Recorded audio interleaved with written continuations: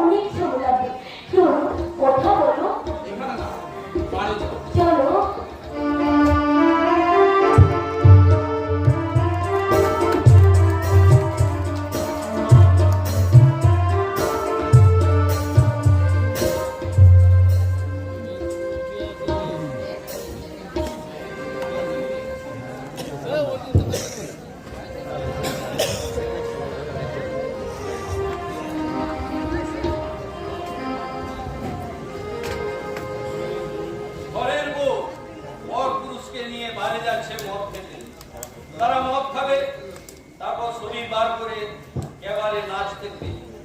গৃহস্থের নাচ চলে আর সন্ধ্যা প্রদীপ দেখাবে না কোনো ঘোমটা দেওয়া বধূ।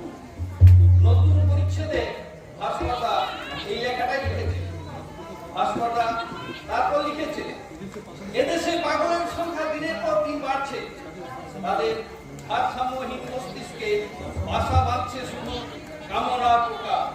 তাই কামতত্ত্ব পোকা মানুষেরা কোনো শুভ চিন্তা না করে ঢুকে পড়েছে আদিম প্রকৃতির অন্ধকারে। বাবা বরাবা দাঁড়াবার ঠিকানাটা যাদের নেই তারা বিয়ে করে, তাদের একাধিক সন্তান হয়, কাজেই সমাজ সংসারে আরো ইডিয়েটের সংখ্যা বেড়ে ওঠে। ওই সব ইডিয়েটের বংশধরেরাই পরবর্তীকালে নারী ধর্ষণ করে, বাগান ব্রেক করে, বোমা ছড়ে, রাজনীতির মিটিং এ মিছিলে নিজেদের ভাড়া খাটায়। এদেশের শিক্ষিত বেকার যুবকেরা চাকরি বাকরি না পেয়ে সমাজ বিরোধী খাতায় নাম লেখা। আমার নামে তোমার খাতায় লিখে রাখবে বাবুজি, আপনি সমাজ বিরোধী হবে? হ্যাঁ হ্যাঁ, হবো হবো, আমি সমাজ বিরোধী হবো। কেন হবো না? কে সমাজ বিরোধী বলতে পারো? মাস্টার আপনার ছাত্র পড়ায় না, ডাক্তার 1 ঘন্টা ইঞ্জিনিয়ার কন্ট্রাক্টর যে বাড়ি বানায় সে বাড়ি হুড়মুড়ি পড়ে যায়। সরকারি কর্মচারীরা অফিসে গিয়ে মহিলা কর্মীদের উপর সময় কাটায়, অফিসে কাজ হয় না, পুলিশ ঘুষ খায়। মন্ত্রীদের কাজে ছেলেরা বেআইনি জমি বিক্রি করে, লাল বাজারে লেখে সবাই রাত দুপুরে বোমা হয়। বলতে পারে সমাজ বিরোধীরাও ভিডিওটা খোয়া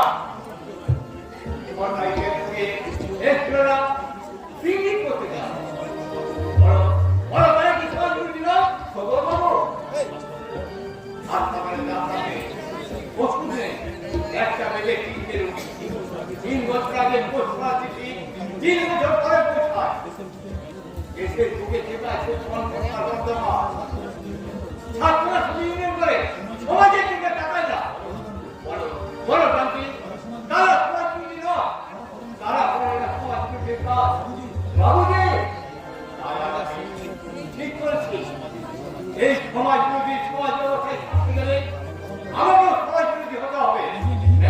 বাবুজি ওর পথ বহুত খারাপ আছে, ওই পথে চলে আমি ভারত থাকতে চাই না। আমি ভারত পথে থেকে আমি এখন তোমাকে চাই না। তুমি জানো না, আজ 1 মাস হয়ে গেল আমি বাড়ি থেকে বেরিয়ে এসেছি। আমার প্রেমা অপেক্ষা কোথায় চলে গেছে সেও জানে না। বলে গিয়ে তাকে অন্ধ হয়ে গেছে। শীতের জ্বালা সহ্য করতে না পেরে আমার স্ত্রী এবং দাদুকে নিয়ে রাস্তায় রাস্তায় ভিক্ষে করে যাচ্ছে। এরপরে পৃথিবী বলবে আমার করা উচিত। তাহলে চলে বাবুজি, আমি যেখানে কাম করছি সেখানে ওখানে বাড়ি। হ্যাঁ বাবুজি, চলো চলো।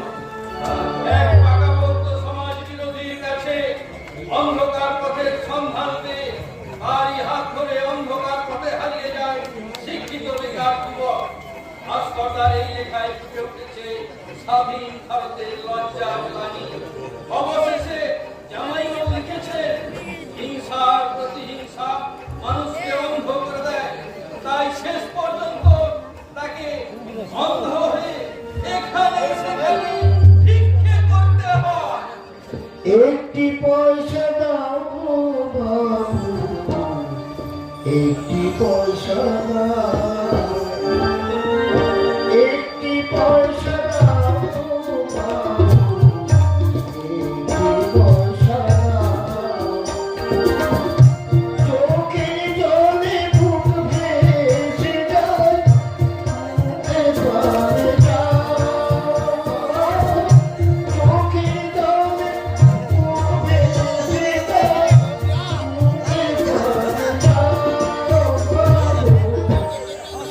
পয়সা দাও, একটি পয়সা দাও বাবু, একটি পয়সা দাও বাবু।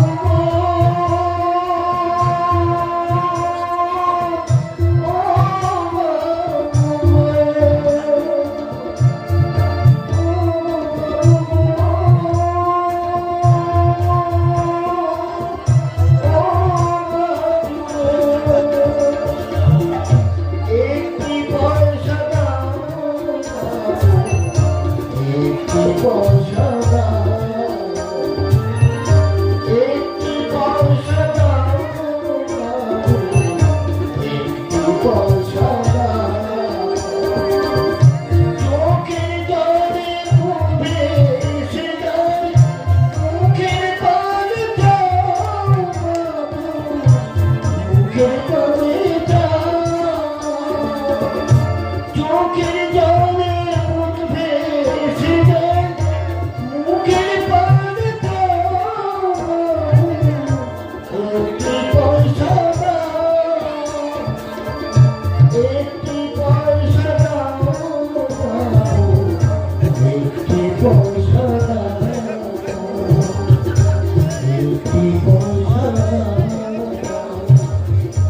একটি পয়সা দাও।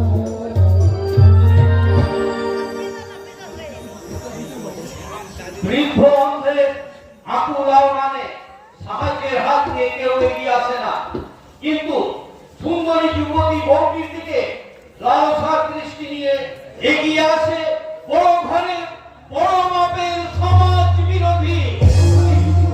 দেন না বাবু, আমাকে কিছু ভিক্ষে দেন। মা বোনেরা, দয়া করে এই অন্ধকে কিছু সাহায্য করুন। আজ দুদিন হলো আমি তেমন কিছু খেতে পাইনি।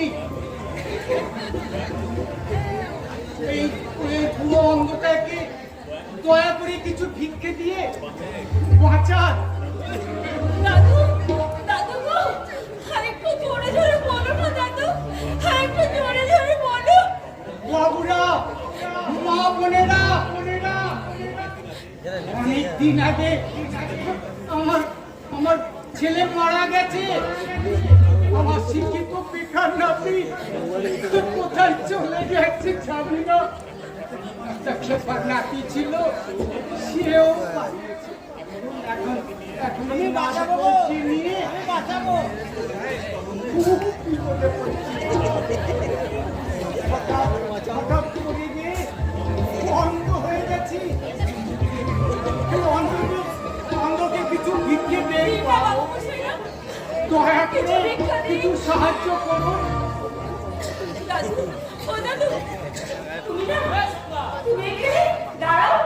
আমি ওই ভদ্রলোকের কাছ থেকে কিছু সাহায্য চেয়ে নিয়ে আসছি। তুমি কিন্তু এখানে চুপ করে দাঁড়াবে। বৃদ্ধ অন্ধের আকুল আহ্বানে সাহায্যের হাত নিয়ে কেউ এগিয়ে আসে না, কিন্তু সুন্দরী যুবতী বউটির দিকে লালসার দৃষ্টি নিয়ে এগিয়ে আসে বড় ঘরে বড় মাপের সমাজ বিরোধী। আচ্ছা নামবো, তাই যাও। বাবু স্যার, আপনি আমাকে কিছু, তোমার কি চোখ নেই প্রভু? আমার অন্ধ দাদা শিশু চোখে দেখতে পায় না। আমি আমার স্বামী যাও থাকতেও নেই। আপনি যদি আমায় কিছু সাহায্য করতেন। কি সাহায্য চাও তুমি? আপনি কি আমাকে একটা চাকরি দিতে পারবেন? চাকরি? হ্যাঁ, যে কোনো চাকরি। কিন্তু কোনো কিন্তু পারবেন না দাদা, এরকম কিন্তু পারবেন না। আপনি দয়া করে আমাকে একটা চাকরি দিন, চাকরি দিন। আমার স্বামীকে সুপথ থেকে আমি সুপথে ফিরিয়ে আসতে পারবো। আমার অন্ধ দাদা শ্বশুরের আমি চোখের চিকিৎসা করাতে পারবো। অভাবের নায় শেষ হয়ে যাওয়া এই সংসারটাকে আমি আবার সুখী সংসারে পরিণত করতে পারবো বাবু। দিন না একটি চাকরি, দিন না। উপায় অবলম্বনহীনা গৃহবধূরা এমনি করে চাকরির জন্য এক শ্রেণীর অমানুষের পায়ে পড়ে। স্বামীকে ফেরাবার স্বপ্ন দেখে, সংসার আঙিনায় চলতে চায়, অবগুণ প্রাণ ঠেলে লণ্ঠনের আলো, কিন্তু এক জোড়া কালো হাত পকেটে ঢুকে গিয়ে বেরিয়ে আসে নোটের বান্ডিল নিয়ে। ঠিক আছে, চাকরি তুমি পাবে। এটা এটা তার অ্যাডভান্স। ও ভগবান, আর যদি আমার স্বামী আমার কাছে থাকতো। বাহ বাহ বাহ, আমি তোমাকে যে চাকরিটা দেবো তা তুমি অনায়াসে করতে পারবে। কিসের চাকরি বাবু? কান্নার চাকরি, কান্না। কান্না? হ্যাঁ, তোমাকে কিছুই করতে হবে না, শুধু কাঁদবে, সারাদিন শুধু কাঁদবে।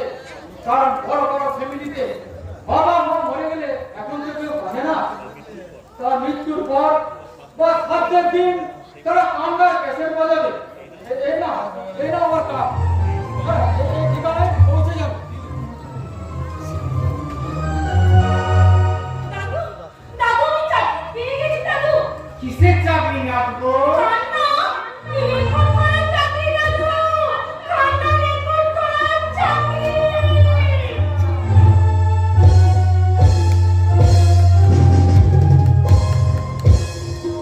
এরপর জামাইবাবু লিখেছেন, এইভাবে মেয়েগুলোকে চাকরির লোভ দেখিয়ে, তাদের অ্যাডভান্স দিয়ে, তাদের যৌবনটাকে ঠুকরে ঠুকরে খেয়ে, তারপর মেয়েগুলোকে চালান করে দেয় ওই বড় মাপের বড় ঘরের সমাজ বিরোধীরা। হতভাগিনীগুলোর জীবনে যে কান্না নেমে আসে, সে কান্না আর কোনোদিন থামে না। কিন্তু এরপর কি ঘটবে? এরপর ঘটবে এক অবিস্মরণীয় ঘটনা। স্বামী আগে না সিঁদুর আগে, এই তর্কের লড়া। এক পক্ষে নেমে আসবে সিঁদুর পক্ষের এক মহিলা, আর অন্য পক্ষে আসবে যে এখন একটু একটু করে স্বামীর পক্ষে।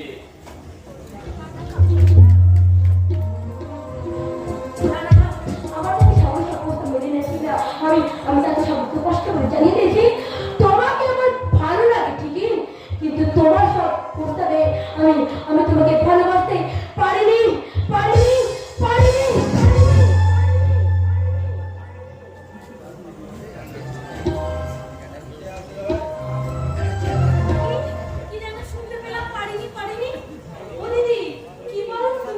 ভালোবাসতে, আর আপনি কি পারেননি?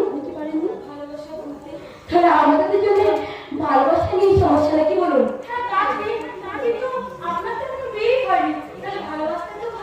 আমি বিবাহিতা। আচ্ছা বলুন তো, আপনি কোথায় গিয়েছিলেন? আমার অসুস্থ শাশুড়ি মায়ের জন্য ওই মন্দিরে পুজো দিতে। সভা সিঁদুর নোয়া শাশুড়ি শব্দ না, শব্দ লাগাতে কুসংস্কার। আচ্ছা একটা কথা বলবো? হ্যাঁ বলুন। না বলুন নয়, বলো। না ছোট বোনের মতো। ঠিক আছে বলো। আচ্ছা দিদি বলো তো, মেয়েদের জীবনে স্বামী আগে নাকি সিঁদুর আগে? স্বামী আগে। স্বামী আগে। স্বামী আগে। সিঁদুর আগে। না স্বামী আগে। না না দিদি তুমি চলে যাও। আর দিদি রাগ করছো কেন? তুমি তোমার অ্যান্টি। কি বললে? বড় দিদি ছোট বোনকে তুমি অ্যান্টি বলছো? আরে বাস, তুমি ভালো ভালো কথা বলো। তো তোমার নামটি কি? আমার নাম সঙ্গীতা।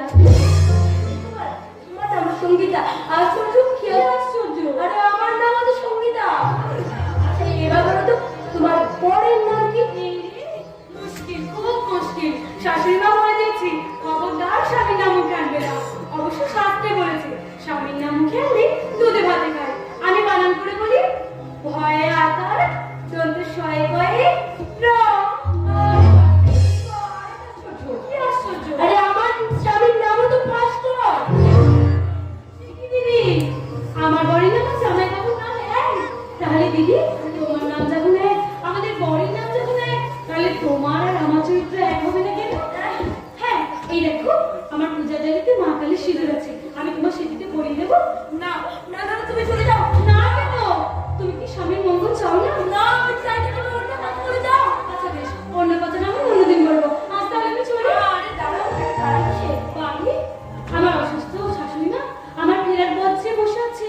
তাছাড়াও ঘরে আমার এটা সেটা আরো কত কাজ আছে। আর তাছাড়া আজ কোজাগুড়ি লক্ষ্মী পূজার আলপনা দিতে হবে যে। আলপনা? আমার আলপনা দেওয়ার সাথে অমর ছিল। আমার মা তো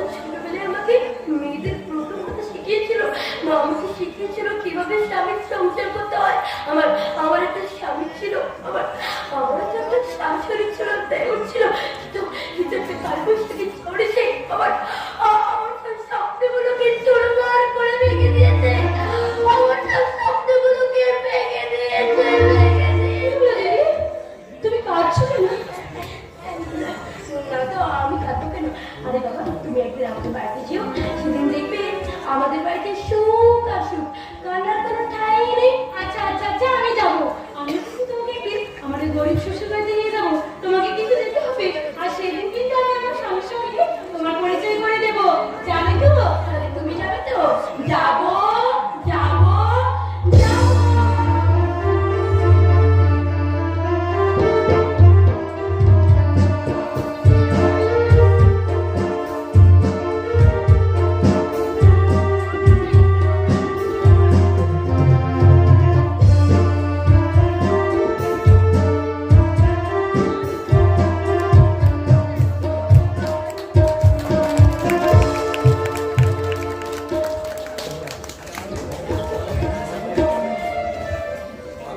সাবধানে যাবে দিদিমণি, সাবধানে।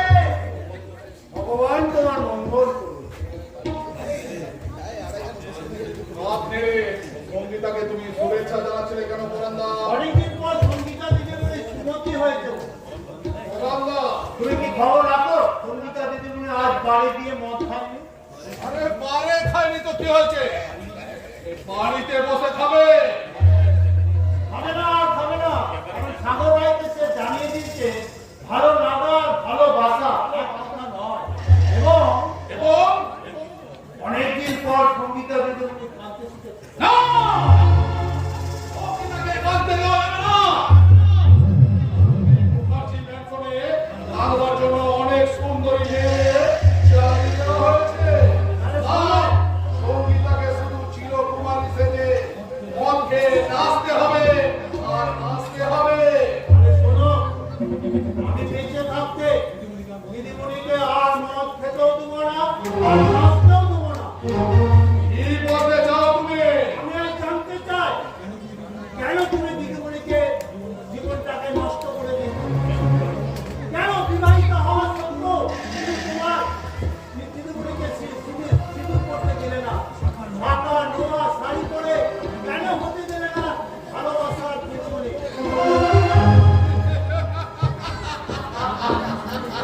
কেন দিলাম না? দিলাম না। যাও পুরান্দা, তাহলে শোনো, ওই মৌচাকের মধু কেড়ে নিয়ে সেই চাকে আর থাকে কি? কিচ্ছু থাকে না।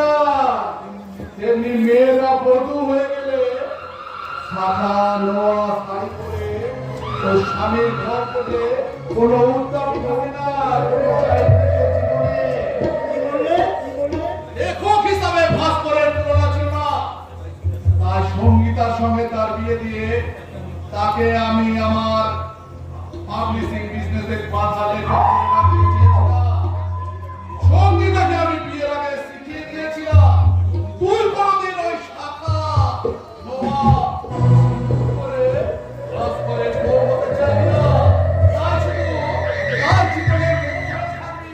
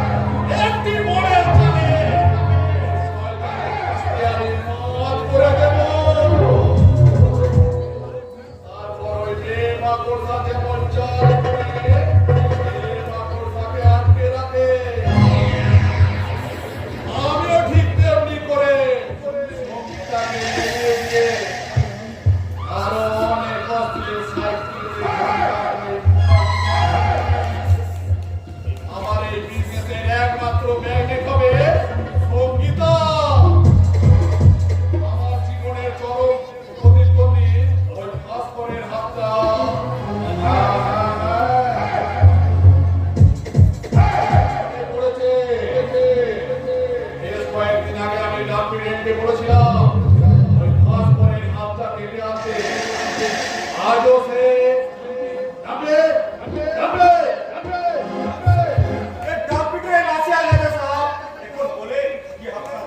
হাতটা কই হাতটা? হ্যাঁ হ্যাঁ, খাস করবে না শিব কাটা হাতটা। ও হাতটা এখনো কাটা হয়নি বাবা, ও হাতটা এখনো কোথায় আছে? কেন কাটা হয়নি? ভাব করেন হাত করেন হাত। দেখো বাবু লিখছে বলে এত সাহস তো! এই অবীর মুখার্জির হুকুম তুই পালন করিসনি? এই ডাকপিটে আর আপনার হুকুম পালন করবে না বাপ। আমি কি ভুল শুনলাম? আপনি ঠিকই শুনিয়েছেন স্যার। ঠিক শুনেছি মানে? আজ আমি আপনার নকরি সরিয়ে দিলাম।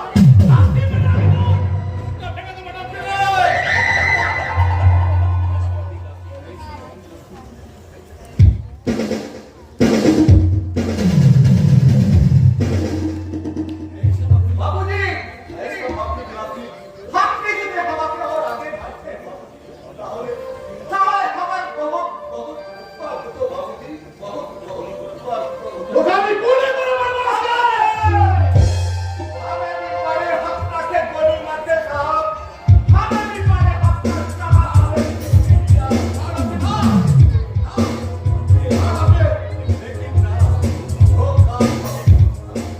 কারণ আপনি শয়তান বলে, আপনি নিমক খারাপ বলে, আপনার পায়ে ইতনা লোক আমি আপনার তাই আমি বাবাটা এই সময় বাবার হাতে ধরে রিক্সা চালানোর কাম করতে চললাম। बाबूजी, आज से तू बाबूजी आपका ऊपरवाला और हम भी सिर्फ रिक्शा वाला रिक्शा वाला रिक्शा वाला। আপনি যে কাজ করবো উনি সে কাজ করবে তো সব বলবো মানুষ খুন করতে পারবে? পারবো।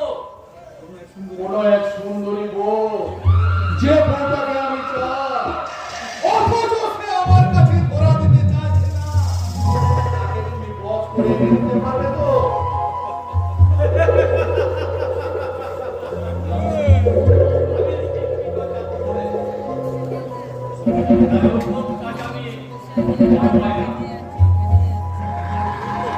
হাত কেটে দিতে পারবে?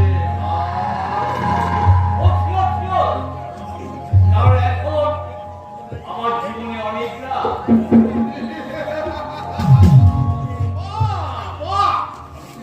हाथी का दांत और राजनी का बाल। তুই পাশের ঘরে চলে যা। ঠিক সময়ে তোমার সঙ্গে হবে আমার মোকাবিলা। শুনুন স্যার, আপনি আমাকে দিয়ে যা খুশি করে নিতে পারবেন, কাজকে আমি ভয় পাবো না। কারণ শিক্ষা আমার ভাগ্যের উপর বলেছে বজ্রঘাত, তাই আমার প্রতিজ্ঞা, আজ থেকে আমি শিক্ষার উপর, সত্যের উপর, আলোর উপর করবো শুধু আঘাত, আঘাত, অনাঘাত।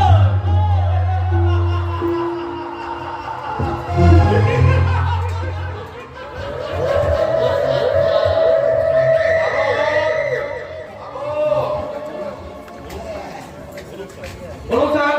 সংসার তো মহাসাগরের ঢেউ থাকে না, তোমাকে আজ থেকে হতে হবে আটলান্টিক মহাসাগর। তোমাকে অন্য পথে চলতে হবে, ওই 90 ডিগ্রি অ্যাঙ্গেলে। বলেন তো, আজ থেকে আমি হয়ে যেতে পারি আটলান্টিক মহাসাগরের বারমুডা ট্যাঙ্গেল। তোমার সঙ্গে পারে গিয়ে মদ খাইনি। না স্যার, কাল কাজে তার ভালোবাসার অধিকার। ক্যাডারে দেখেনি, ক্যাডারে। না স্যার, হঠাৎ তার অনুমতি হয়েছে এসব ব্যাপারে। তুমি শুনেছো? আর সঙ্গীতা হ্যাঁ হ্যাঁ, মনে হয় কাল থেকে তার বেঁধেছে। না! আগের সুর তাকে বাঁধতে দেওয়া যাবে না, তাকে সাথে দেওয়া হবে না আগের সুরের সরকার। আজ তুমি আর সামনের সঙ্গীতাকে রক্ষা হবে। শুনেছি কাল পার্কে সঙ্গীতা নামে এক মহিলার সঙ্গে তার দেখা হয়েছিল। মেয়েলি জীবনের মৌটাতে মিলে গেছে। তাই সঙ্গীতা আমার সঙ্গে আজ একটি কথাও বলেনি।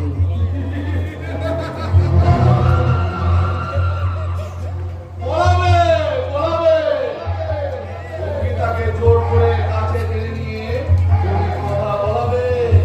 কারণ ওই ফাঁস মারের এগেন্সটে ডিভোর্স শুট করে আমি তোমার সঙ্গে আমার সঙ্গীতার বিয়ে দেবো। তার আগে একটা কাজ করো মিস্টার প্রকাশক, ওই সাগর বাবুর সাথে সঙ্গীতার বিয়ে দেওয়ার আগে তুমি নিজেই একটা বিয়ে করে ফেলো। তো করতেই হবে দাদা। আমি আর একটা বিয়ে না করলে কাল থেকে কান্নার চাকরি দেওয়া ছল নাম করে একটা মেয়েকে তোমার পাশের ঘরে আটকে রেখেছো কেন? বেশ করেছি আমি গেছি। এটা আধুনিক সাহিত্যের প্রয়োজনে। বি কেয়ারফুল মিস্টার সাগররা, তোমার অনেক অপরাধ আমরা সহ্য করেছি, কিন্তু আর নয়। সে কি? আমি যে আপনার দিদির নতুন হবু বর।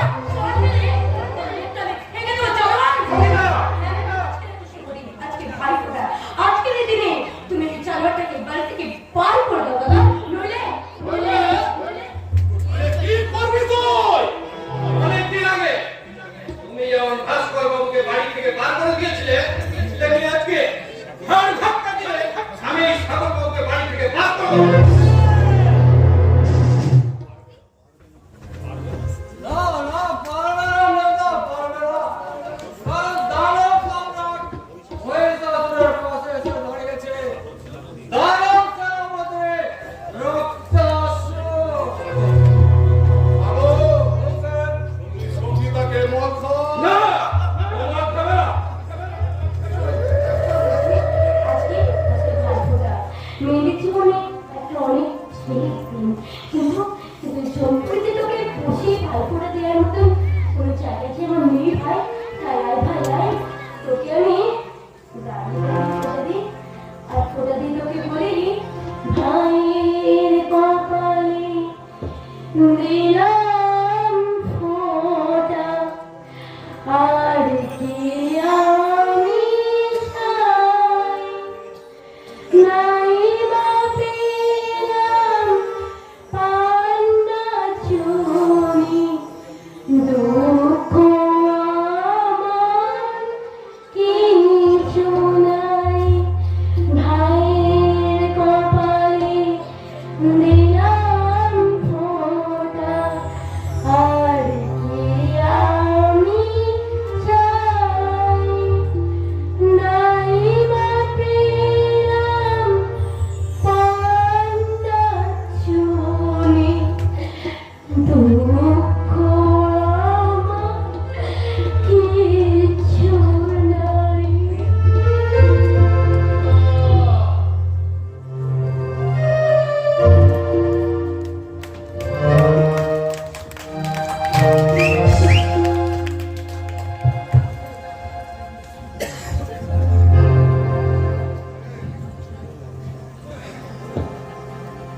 ভাইয়ের কপালে দিলাম ফোঁটা, চমদুয়ারে পড়লো কাটা, যমুনা দেয় চমকে ফোঁটা আর আমি দিই আমার ভাইকে ফোঁটা।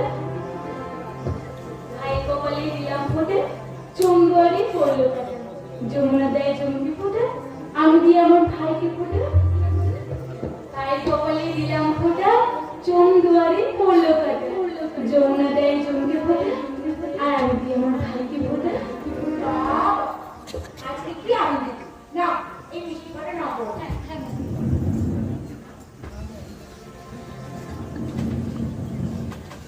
বাবারে, ভাইফোঁটায় এত মিষ্টি?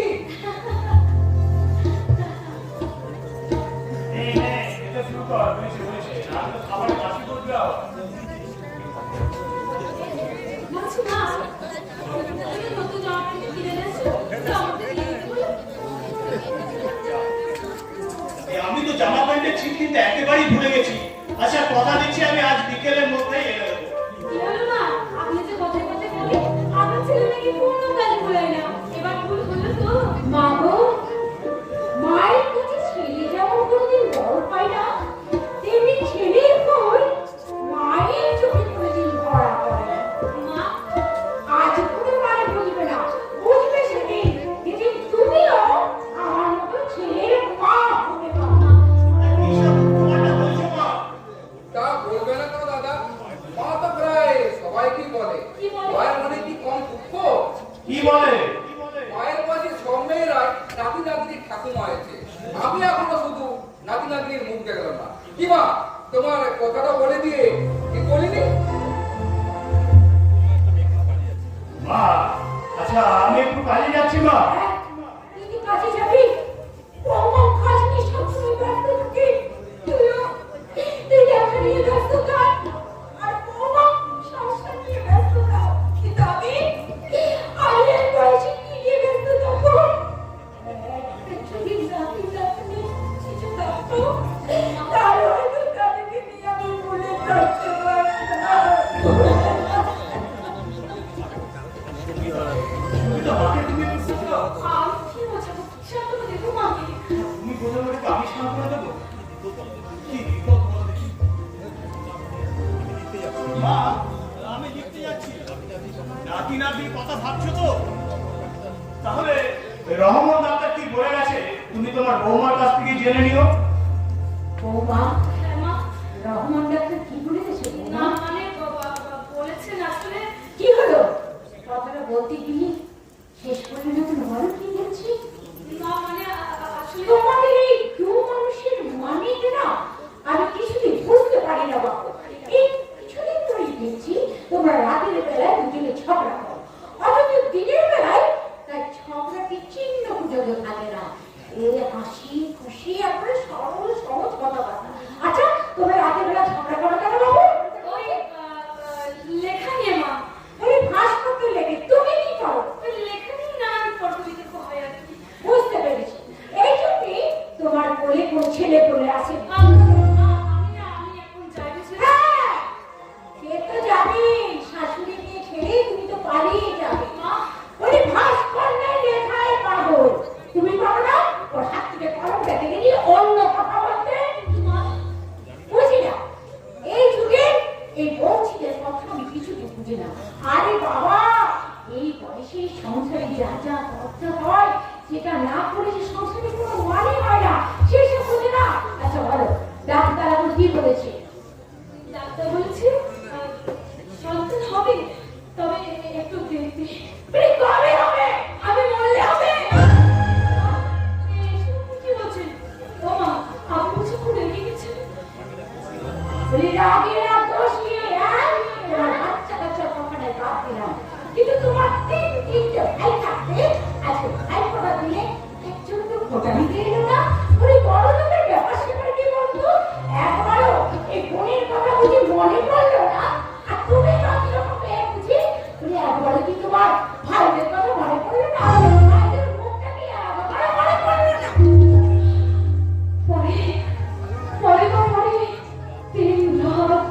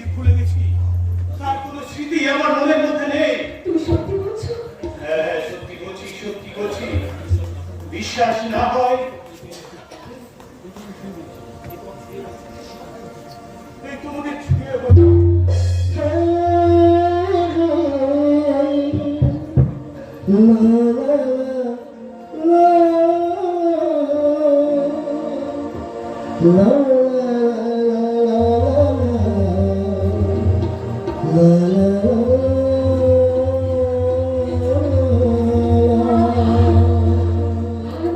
প্রথম ছোঁয়া না না, এটা সত্যি নয়, এটা সত্যি নয়। আমি ভুল করে ছুঁয়ে ফেলেছি, ইচ্ছে করে তো নয়। ভাতৃদ্বিতীয় শুভ দিন আস্তে আস্তে চলে যাচ্ছে, আর একটু একটু করে নেমে আসছে পৃথিবীর বুকে রাত। সমস্ত রাত চাঁদের আলোয় জানলা দিয়ে দেখা যাচ্ছে প্রভাতী ডাব গাছটা কত সম্মান নিয়ে দাঁড়িয়ে আছে। একটা রাত চড়া পাখি ডাকতে ডাকতে উড়ে গেল। একটা প্রচন্ড উত্তাপ যেন আমি অনুভব করছি। ভুল করে ওকে ছুঁয়ে পড়েছি, ইচ্ছে করে তো নয়। চক্রবর্তীর হয় না, কাজ অবশ্য হচ্ছে কেন? কেন শরীরে প্রত্যেকটা শিরায় শিরায় একটা আগুনে স্রোত বয়ে যাচ্ছে? কেন বইবে না? আমি তো কিছু মেয়ে, আর কতদিন পর আমার শরীরে পুরুষের ছোঁয়া লেগেছে। পুরুষের ছোঁয়া। ওই দূরে একটা বাঁশির আওয়াজ শুনতে পাওয়া যাচ্ছে। ওটা বাসি নয়, ওটা একটা চরিত্রের ফাঁসি। আমি তো খামছি কেন? আমি তো নিজেকে সামলে নিচ্ছি। দূরের ওই বাড়িটার ডালে চালে কি সুন্দর লাভ করছে। আমি কি করব? ওই গাছের গোড়াটাকে কেটে দেব? নিষ্ঠুর, নিষ্ঠুর। তুমি একটা নিষ্ঠুর। তাই তো তুমি আমার মনের কথা বুঝতে পারো না। একটা ছোড়া ফোঁকা মনে ঢুকে কতটা আলো দিয়ে যায়, সেটাও তুমি দেখতে পাও না। আর পড়া যায় না। আজ দুপুরবেলা মা আমাকে কোনোরকম সামনে নিয়েছে, কিন্তু আজ কোনোদিনও মা জিজ্ঞাসা করে, বৌমা তোমার বাচ্চা কবে হবে? সেদিন আমি তাকে কি জবাব দেবো? উত্তর দেবে না, তা নাহলে এড়িয়ে বেরিয়ে যাও একটা কথা বলে দেবে। কি বললে? আর তা নাহলে বলবে ওই রহমত ডাক্তার বলে গেছে তুমি বন্ধ।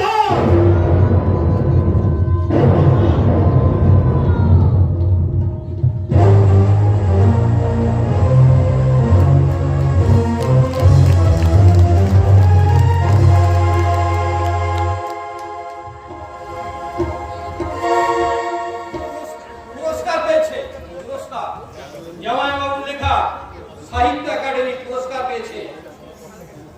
খবরটা শোনার পর থেকে আনন্দে আমার বুকটা ভরে যাচ্ছে। মনে হচ্ছে এখনই ছুটে গিয়ে সবাইকে খবরটা দিয়ে আসি। তাহলে জানবেন না, আমরা দুজনে একসঙ্গে যান। কে? ও আমাদের ভাই বিশা, দুর্যোধনের ভাই দুঃশাসন। কেন এসেছিস আমার কাছে? সেদিন বর্ষার বেলায় আমাকে গলা ধাক্কা দিয়ে বাড়ি থেকে বের করে দিয়েও তোর আশা পূরণ হয়নি। মেজদা, না, আমি বেশটা নয়, বর্দার মতো তুই আমাকে যেমন করে না। তুই আমাকে ক্ষমা করে দে, মেজদা। তুই বিশ্বাস কর, সেদিনের পর থেকে আমি ভালো করে ঘুমাইনি, খাইনি। এখন মনে হচ্ছে তোর কাছে ক্ষমা না পেলে আমি বোধহয় পাগল হয়ে যাবো। তুই আমি যে বোবা হয়েছিলাম, মেজদা। তো আজকের এই খবরের কাগজে জামাইবাবুর ছবি আর তার সংবাদ, পুরস্কার পাওয়ার সংবাদটা পড়ে আমি বিছানা থেকে উঠে এসেছি, মেজদা। মেজদা, তুই চোখের জল মুছে বল। তুই কি আমাকে কোনোদিনও ক্ষমা করতে পারবি না? না না, আমি করবো না। কিন্তু ওই অস্থির সাহিত্যের লেখক সাগর রায় তোর সঙ্গে মাঝে মাঝে অন্ধকার রাতে দেখা করতে আসে কেন? এই কথাটা কি তুই বলবি না? কি মুশকিল, সাগরের আশায় সুমিতের চোখে পড়েছে। কেন চুপ করে আছিস কেন? উত্তর দে। কেন সে গোপনে তোর সঙ্গে দেখা করতে আসে? সে কথা বলার সময় এখনো আসেনি। ব্যবসা, আমি জানি তুই আমাকে গোপন করলেও আসলে গোপন করতে পারিসনি। আর যেটাই হচ্ছে খেলা যেটা শেষ অস্ত্র তুরুপে সেই কথা সুমিতকে একটু করে আমার দিকে নিয়ে আসছে। আমার দিদিও অনেকটা ভালো হয়ে গেছে। আজ আনন্দের দিন, আনন্দে আমার বুকটা ভরে যাচ্ছে। এক্ষুনি মনে হচ্ছে খবরটা জামাইবাবুকে গিয়ে দিয়ে আসি। কিন্তু তার আগে সাগর রায়ের সাথে আমার একবার দেখা হওয়ার দরকার আছে। এসে তোমার সঙ্গে আমার কিছু কথা আছে। হ্যাঁ সাগর, বলো। এসো কানে কানে। অনেক আগে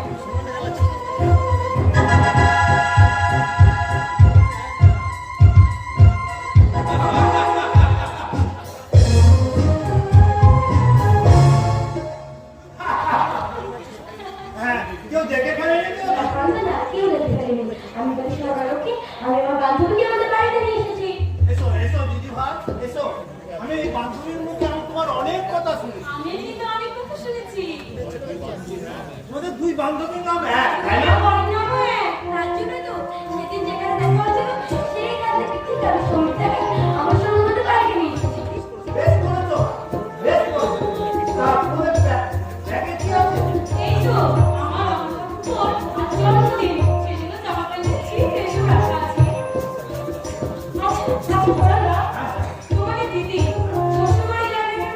যাবে যাবে, খুব তাড়াতাড়ি শ্বশুর বাড়ি যা। কারণ জামাইবাবু একটা তো বড় পুরস্কার পেয়েছে তো। সে কি? তুমি আশ্চর্য কথা দেখো। হ্যাঁ, আমার সঙ্গে তো একটা ভালো পুরস্কার পেয়েছি। তাই নাকি? হ্যাঁ, আর আমাদের বড় বাবু মানে অজিত বাবুও পাবে। সেটা নতুন হবে। এই সারা পশ্চিম বাংলার লোকের কাছ থেকে ইনাম, পুরস্কার আর পুরস্কার। তুমি তো সঙ্গীতা দিদি, তোমার দাদা ঠিক করে।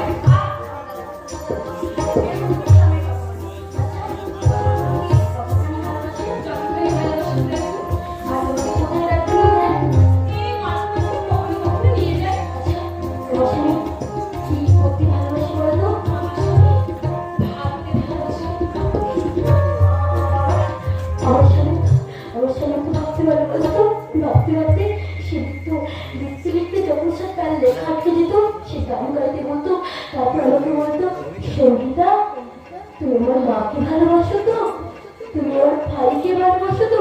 ও আমার সুস্থ মাকে দেখতে নিয়ে যাওয়া তো আমাদের ঝগড়া, আর ঝগড়ার জন্য তো আমাদের ছাড়াছাড়ি হয়ে গেল। আচ্ছা সঙ্গীতা দি জামাইবাবুর ছেলে এই বাপের বাড়ি তো পড়েছে কি করে? জামাইবাবু তো আর আমার স্বামীর মতো সিঁদুর পরে যাওয়া স্বামী নন। না, তছনছ করে দিয়েছে আমার দাদা আমার জীবনটাকে। এখন এখন দুঃখ ছাড়া আমার কিছুই নেই, এখন কাঁদা ছাড়া আমার কোনো পথ নেই। আমি আমি আমি শুধু এখন একা, আমার জীবনে কেউ নেই, কেউ না। বর্তমান কথা শুনলো, এ কথা আমি কাকে বলবো? আমার অতীতে আমি আর ফিরে যেতে চাই না। আমার অতীতে আমি ফিরে যেতে চাই। আমার বর্তমান কত মধুর। আমার আমার আমার তোমার শুধু তেতো তেতো তেতো তেতো ভবিষ্যৎ। না আমি তোমার সাথে কথা চিন্তা করছি। ও তো আমাকে নিশ্চয়ই মনে মনে বলে স্বীকার করেছে, হয়তো মুখে বলতে পারে না, কিন্তু ও তো আমাকে মুখ বলে পাবে না। তোমার মনে তো আমার চাইকে নেই। তাহলে তাহলে আমি এখন কি করবো? আমি এখন কি করবো? আমি সিঁদুরটা মেরে আমি স্বামী তো বলতে চেয়েছিলাম। ও দিদি, হ্যাঁ আরে আরে আমি তো আমার পরের কথা ভাবছিলাম। তুমি কি ভাবছিলে? আমিও তো আমার পরের কথা ভাবছিলাম। আচ্ছা তোমার বরের সঙ্গে তোমার খুব গভীর প্রেম, তাই না? আগে একদম দু চোখে দেখতে পারতো না, কিন্তু এখন চোখে হারে। আচ্ছা তুমি আমাকে তোমার বরের সাথে দেখা করাবে? হ্যাঁ হ্যাঁ দেখা করবো। আচ্ছা দাঁড়াও, এই না আমার ঠাকুর জন্মদিনের কার্ড। আচ্ছা আমি কিন্তু সবার না জানি তো, তাই তোমার একটা না বলে দিচ্ছি। আচ্ছা তাহলে চলো কি রাখছি কিন্তু? হ্যাঁ আমি কিন্তু আমার স্বামীর সঙ্গে তোমার পরিচয় করিয়ে দেবো। যাবে না? যাবো। তাহলে কিন্তু তোমার বরকে আমি এসো কেমন? মেয়েদের জীবনে কি সুন্দর শব্দ। আমার দাদা আমার জীবন থেকে বড় শব্দটাকে কেটে বারবার করে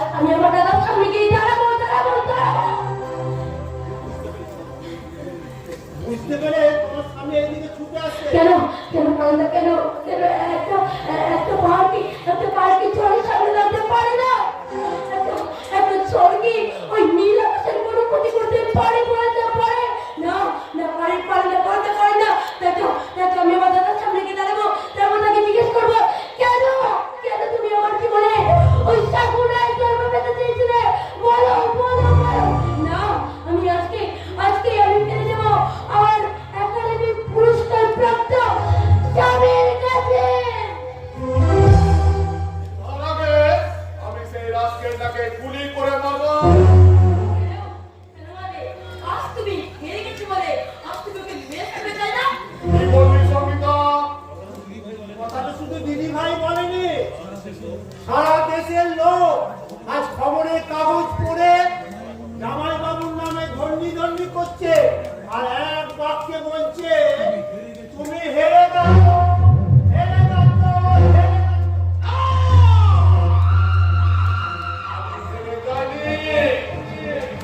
রাজীব মুখার্জি হারানোর জন্য জন্মায়নি।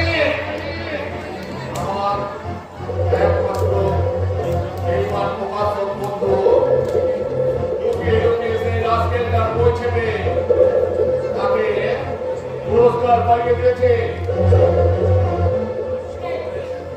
আমিও সাগর রায় 3খানা উপন্যাস পর ছেপে তাকে আমি জ্ঞানপীঠ পুরস্কার পাইয়ে দেবো।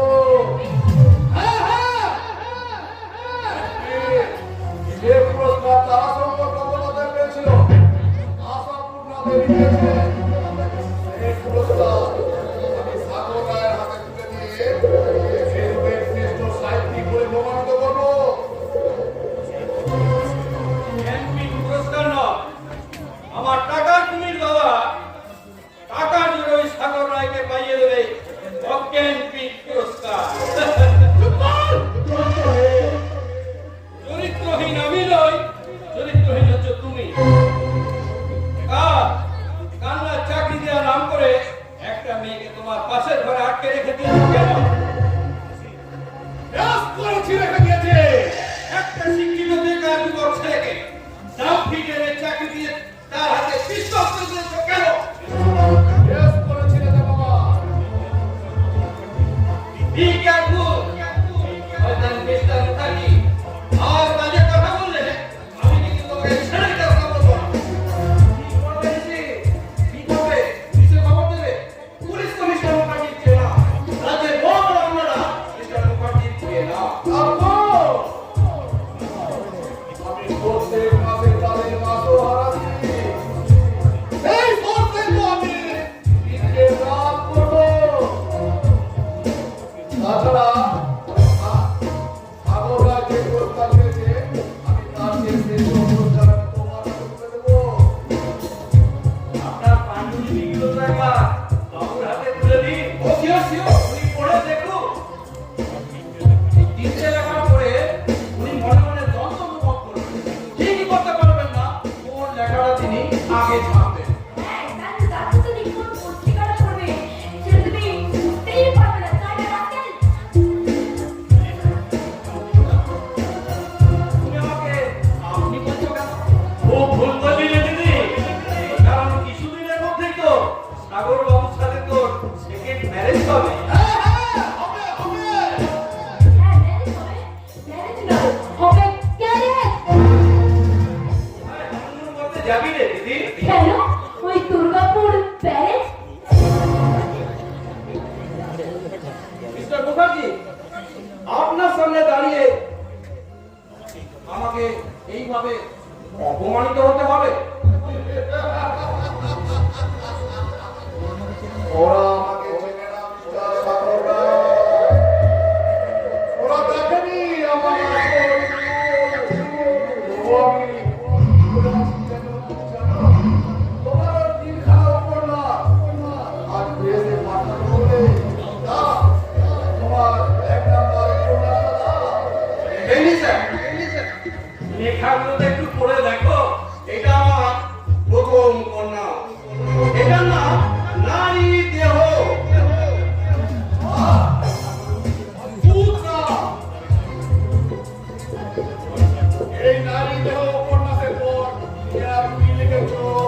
এলিজা,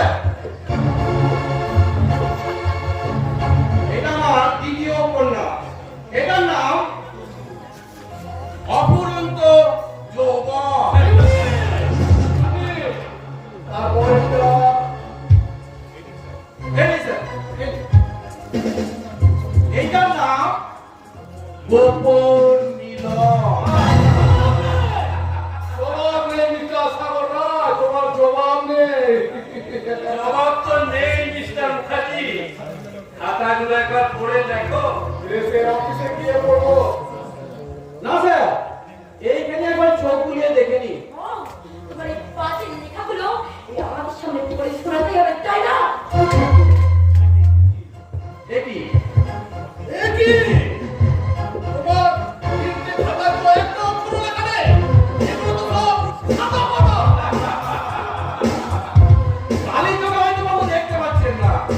হ্যাঁ, চশমা দেখাবো নাকি? চশমা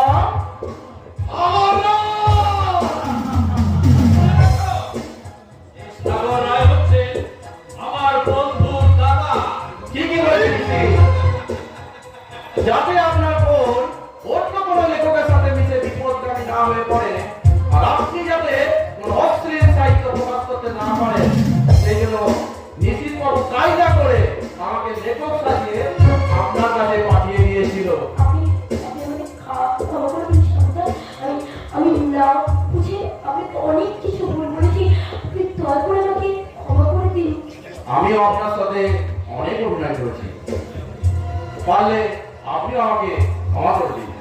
কিন্তু আমি তোমাদের কাউকে ক্ষমা করবো না, শয়তানের দল। আমি তোদের শয়তানি বদলা নেব। আমি আজই প্রমাণ করে দেব যে আমি একা একা অসহায়।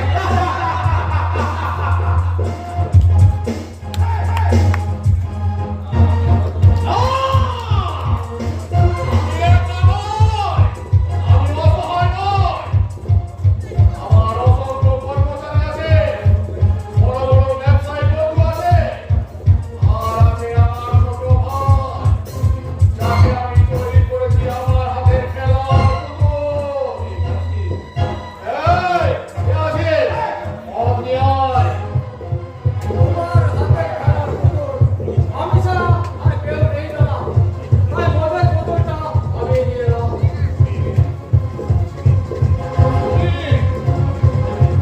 তোর নামে আমার অনেক সম্পত্তি দিয়ে দেবো।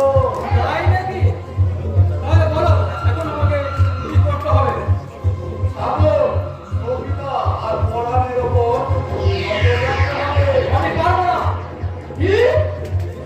এত সাহস তোর? হবেই তো। আর না থেকে তোমার হাতের খেলার পুতুলটা মানুষ হয়ে গেল। কি বলতে চাস তুই? এখন আর সময় আছে দাদা। তুমি আমার নামের পর থেকে সরে এসো। কিডনিটা জামাই বাবুর কাছে পাঠিয়ে দাও। এর কাছে বাড়ি ফিরিয়ে নিয়ে এসে তোমার সব ভুল স্বীকার করো। না, না, না! আমি বিজনেসম্যান, আমার জীবনে কোনো ভুল নেই। তোমার পায়ে তলায় মাটি রে। শোনা আছে, তোমার জীবনটাই ধ্বংস হয়ে গেছে দাদা। তোকে আমি লাথি মারবো শয়তান। তুমি যদি আমার দাদা না হতে, অনেক আগেই তোমার রাজনীতি করতে পারতাম। তবে যাবো। তুমি একটা বাস্তব হলো। তাই তোমার সর্বাঙ্গে আমি ছিনিয়ে নিয়ে যাচ্ছি আমার সারা জীবনের বিমান দুর্গ।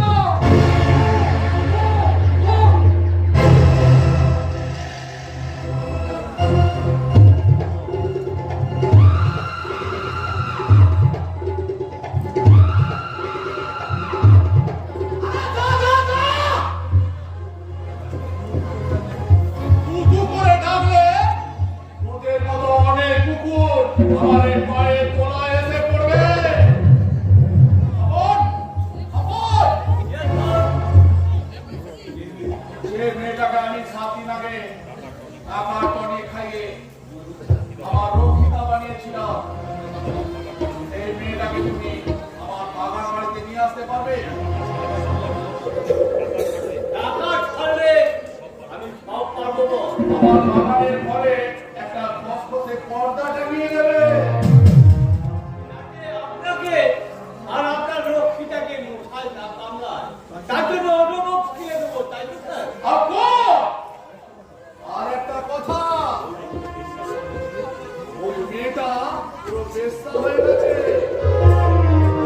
এবার চাঁদ উঠবে অমাবস্যার শেষে, তাকে একটু চোখে চোখে রাখবে, দেখবে নাচতে গাইতে পারে।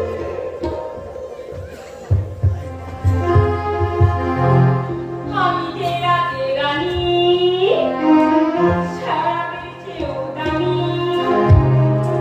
এসো না ধরো হাত, বসো না, ও চোখের ইশারা লাগাও না, লুটে নাও, লুটে নাও, আমাকে লুটে নাও, লুটে নাও, লুটে নাও, আমাকে লুটে নাও। আমি যে রাতের রানী, সারাবের চেয়েও দামি। আমি যে রাতের রানী, সারাবের চেয়েও দামি। এসো না ধরো হাত, বসো না,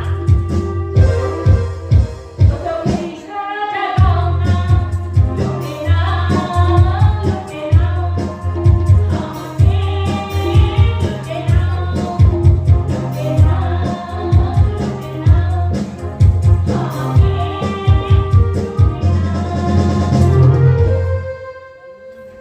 ওর নাই মুখ ঢেকে রেখেছো কেন সুন্দরী? ওড়নাটা একবার খোলো।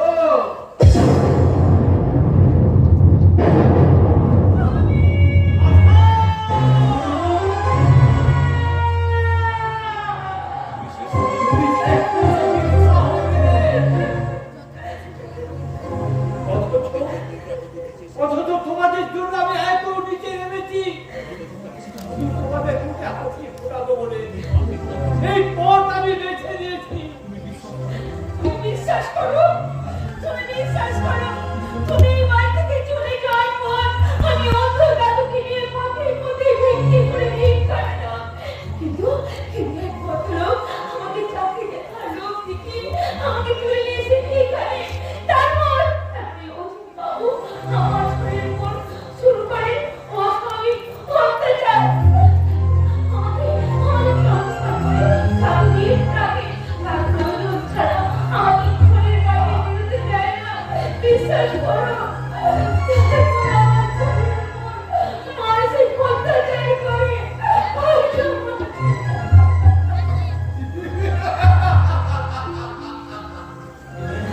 এটাই তো আমার চরিত্র, যা এতদিন আমি গোপন করে রেখেছিলাম। আর যখন তা থাকলো না, তখন আমি স্বীকার করছি, আমি অজিত মুখার্জি অনেক মেয়ের ইজ্জত নিয়ে এভাবে আমি ছেলে খেলা করেছি, তা প্রকৃতিও টের পাইনি। আর শুধু সকলের সামনে সব প্রকাশ পেয়ে গেল। অজিত বাবু, আপনি কি জানেন যে আমার কে হয়? না না, জানি না, জানার প্রয়োজন মনে করি না। তুমি বাইরে যাও, আমি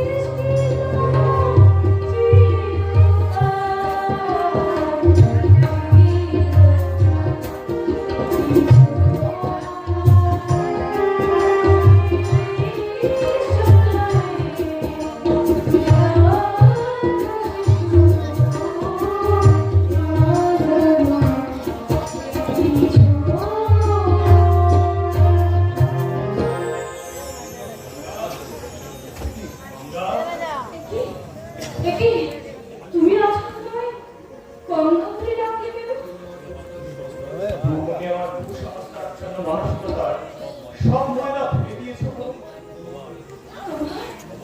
অবচেতন মনের সঙ্গীতা শব্দটা বয়ে নিয়ে গিয়ে বিস্মৃতির সমুদ্রে হারিয়ে দিয়েছো বলে। তুমি তুমি যেমন আমার সাহিত্য সৃষ্টিতে প্রেরণা দিয়েছো, তেমনি আমার মায়ের অসুস্থতায় কেঁদেছো। কিন্তু আমি তোমার জন্য কিছুই করতে পারিনি গঙ্গা, তোমার জন্য কিছুই করতে পারিনি। পর্বত বলছে দেখে দেখে আমি কি দিয়েছি, বাতাস করছে ফলকে আমি কিছুই দেইনি, আর একটা একটা চন্দন কাঠ হয়ে হয়ে নিচ্ছে শুনে কি বলছে আমি কি দিয়েছি আর পূজারিনী কি। তুমি এসব কথা কোথায় ফেলে গঙ্গা? তোমার সাহিত্যের পাতায় পাতায়। আমি এইসব কথাগুলো লিখেছি। সাহিত্যের যা স্রষ্টার কথা মনে রাখলে নতুন সৃষ্টি থেকে বিপদ থাকবে কি করে। আমি তুমি তো আমার ভালোবাসার ফুলটাকে আবার নতুন করে ফুটিয়ে তুলেছ। হ্যাঁ, তোমার হৃদয়ের ভালোবাসা আমার মনের মধ্যে তুমি জাগিয়ে তুলেছ।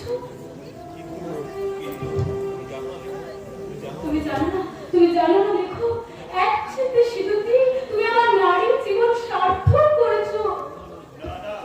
না, তোমার নারী জন্ম সার্থক এখন হয়নি, তোমার নারী জন্ম সার্থক এইবার হবে।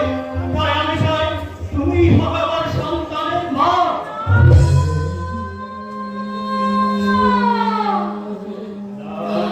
আপত্তি করো না গঙ্গা, আপত্তি করো না, আমি তোমার কোনো আপত্তি শুনবো না।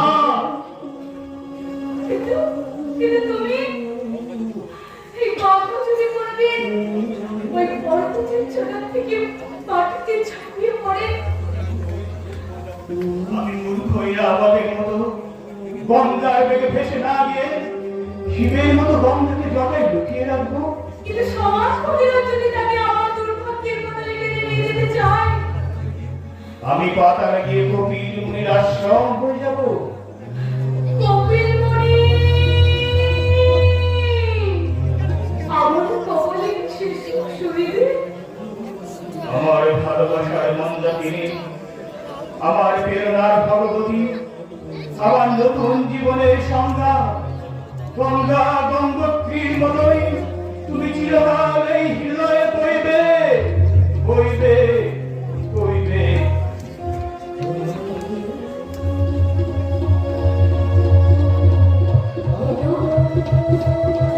কিন্তু তোমার যে সঙ্গীত আজ অন্য কথা বলবে।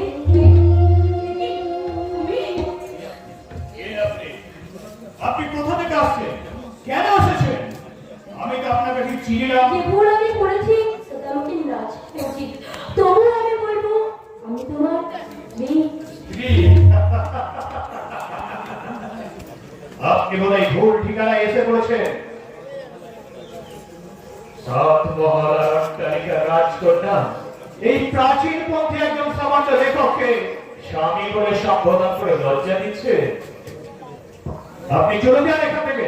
না, যাবো বলে তো আজ আমি আসিনি। জীবন নাটকের যে বড় রহস্যময় কাহিনী, তাই তো কোনো এক অদৃষ্ট কারণে আমাকে আর আপনাকে একটা সময় মিলিয়ে দিয়েছিল, কিন্তু আমরা কেউই সেটা বুঝতেও পারিনি, আমি শুনতেও পারিনি। সুমিতা, আজ তুমি আমাকে আপনি বলছো কেন? বলতে বাধ্য, কারণ ও আজ সঙ্গীতা নয়, ও আমার গঙ্গা। গঙ্গা, তুই মনে রাখিস আমি কিন্তু ধর্মপত্নী। ধর্মপত্নী পায়ে ভুলে নেব নাকি? চুপ কর। এত বড় স্পর্ধা তোর, আমাকে অপমান করিস। তুই কিসের অধিকারে, কিসের? বলে দেখতে পাবি? তাহলে ভালো করে চেয়ে দেখো, এই সিঁদুরের অধিকারে। না, ওই সিঁদুর আমি মানি না। ওই সিঁদুরের আমার কাছে কোনো মূল্য নেই। যে হিন্দু নারী বিয়ের পরে সিঁদুর পরে না, তার সমতুল্য নেই। এই সিঁদুরের কোনো মূল্য নেই বললে, তাই না? তাহলে উত্তর দাও, উত্তর দাও। কেন কুসুম দিকার আগে কেন সাত বড় বউ বলে ডাকা হয় না একজন নারী পুরুষকে? বলো। সিঁদুর দেওয়ার আগে কেন দম্পতিকে স্বামী স্ত্রী না বলে এগুলো মেনেই নেয়নি? মালিনী, আমি সারা রাত জেগে জেগে ওর সামনে মালিনীর মতো বসে ও লেখার প্রেরণা জুগিয়ে গেছি। সে কথা কি ভাবতে লাগলে শুনিনি? না না, আমি যদি জোর করে তোমার কাছে আমি আমার স্বামীকে কিনতে চেয়ে নিই, তুমি কি দেবে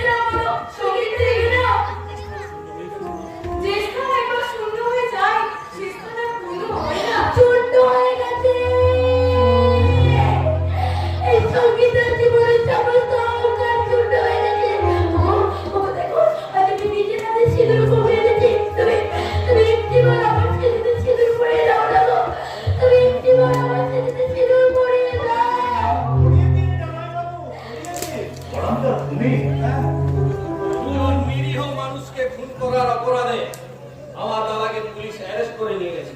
কি বলছো ঋষি? হ্যাঁ, দাদা তার পাপের প্রায়শ্চিত্ত করছে। দ্বিতীয় নিজের ভুল বুঝতে পেরেছে। তাই জামাইবাবু আপনাকে অনুরোধ করছি, আপনি আমার দিদির স্মৃতিতে সিঁদুর পরিয়ে দিন। আমার দিদি ভাই ভুলের প্রায়শ্চিত্ত করার সুযোগটা দিন। আমি তোকে সাহায্য করবো জীবন। তুই আমার স্বামীকে ভিক্ষে দে, তুই আমার স্বামীকে ভিক্ষে দে, তুই আমার কন্ট্রোলে দে, তুই আমার স্বামীকে ভিক্ষে দে। ভালোবাসা দিয়ে তুই আমার স্বামীকে ভালোবেসেছিস, সেই ভালোবাসা দিয়ে তুই আমার স্বামীকে ফিরিয়ে দেবে মরতে। তুই তোর ভালোবাসার মানুষটাকে মারলা, সেজন্য আমাকে সেটা ভিক্ষে দেয়। কে বল তুই আমার ভালোবাসার মানুষকে বল। না না না না, তা হয় না, তা হয় না। একটা আকাশে দুটো চাঁদ থাকতে পারে না। চাঁদ না থাকতে পারলেও দু রকমের চাঁদ তো থাকতে পারে। কি বললে গঙ্গা? সে ফিল্মকে পুরো ধবধবে আকাশে যেমন ওঠে পূর্ণিমার চাঁদ, ঠিক তেমনি তার কয়েকদিন পরেই তার মুখ থেকে উঠে দিক চক্রবালের এক দ্বিতীয় আর এক খালি চাঁদ।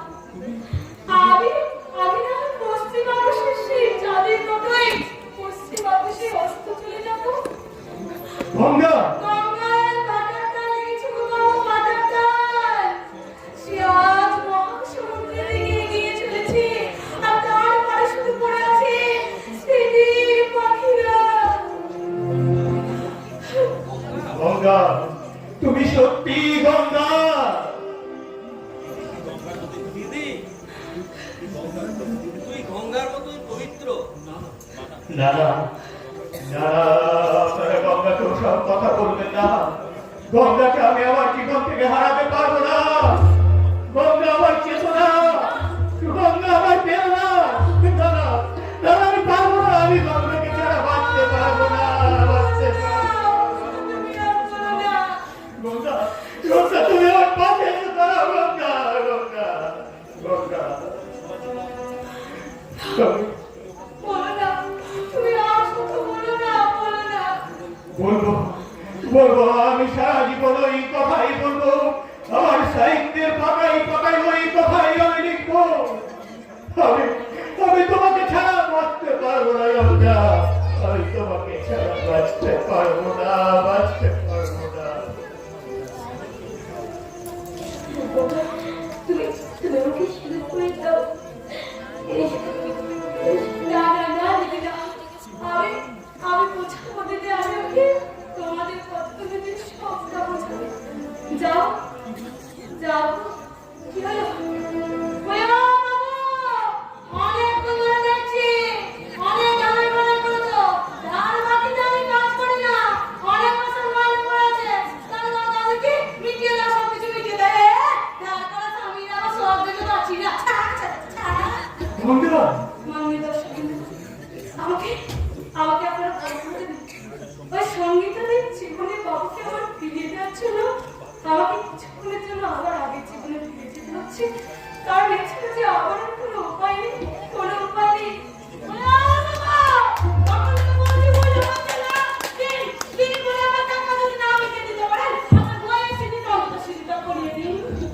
গঙ্গা, অনেক দানা কামাই করেছেন। এই নিন, ধরুন, সে সিঁদুরটা আপনার বয়সীতে পরিয়ে প্রমাণ করে দিন যে কোনো পুরুষ কোনো স্ত্রীর সিঁদুরে সিঁদুর না পরালে তার সত্যিকারের স্বামী স্ত্রী হয় না। এই নিন, ধরুন তো, ধরুন, যান, যান।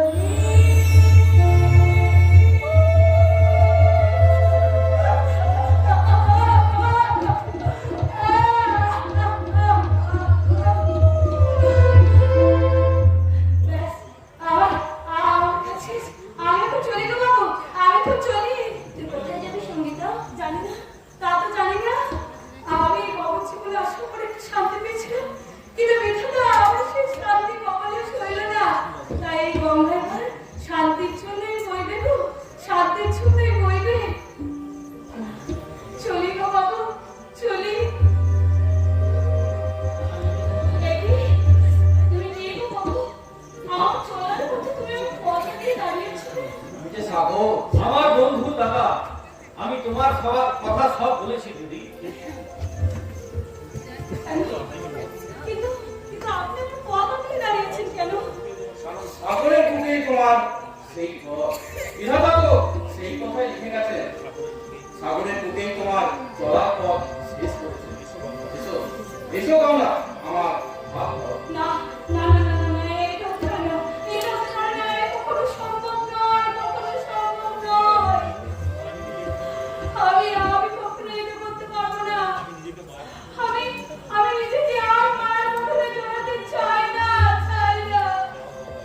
যাও যাও গঙ্গা যাও, তুমি শিবের জটা থেকে বেরিয়ে ওই সাগরের বুকেই মিশে যাও গঙ্গা, সাগরের বুকেই মিশে যাও। আমিও বলছি সাগরদা তোমাকে খুব সুখে রাখবে, তুমি ওনার উপরেই আশ্রয় নাও।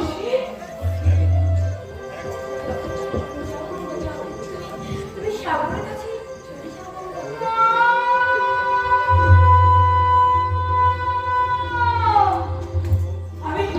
আমি সব শুনেছি মা। এই তো বয়স, এই বয়সে তুই একান্ত সাগরের জীবন কাটাবি কি করে? তাই আমি বলছি তুই সাগরের দিকে মিশে যা।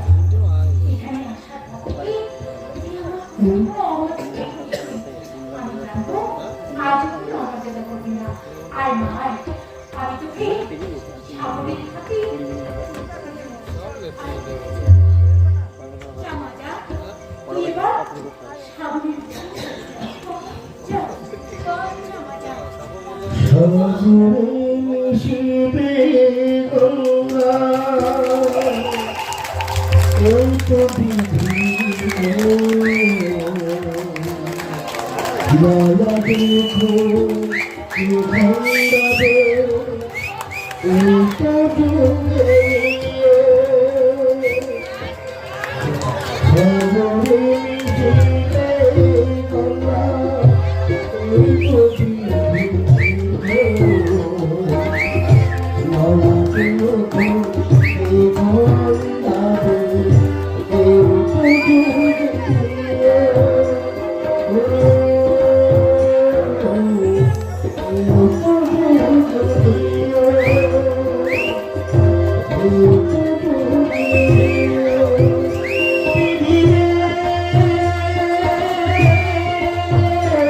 Oh